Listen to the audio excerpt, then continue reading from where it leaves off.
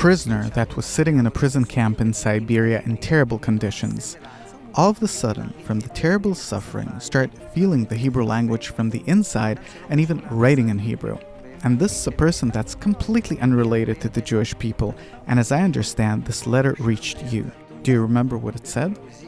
It was written in very complicated rhymes.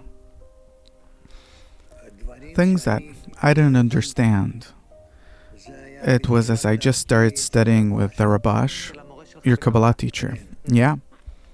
And when I let him read it, then he said that, yeah, probably this person, out of suffering,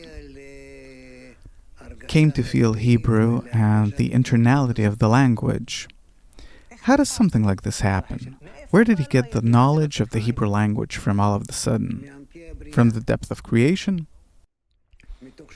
As a result of his suffering, he reached some kind of connection to the source of suffering.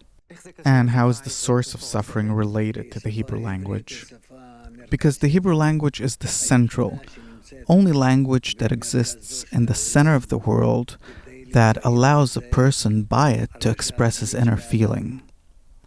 So Hebrew it's at the very basis of writing, of talking, of expression. There's stories that suddenly you hear people say that in a previous incarnation I was a part of this or that nation, and all of a sudden they speak their language.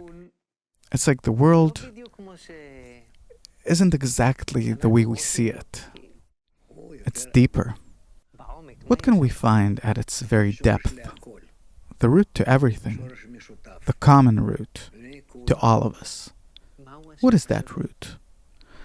That we have one language, one creator, and one force that governs us, and that's leading us back to Him.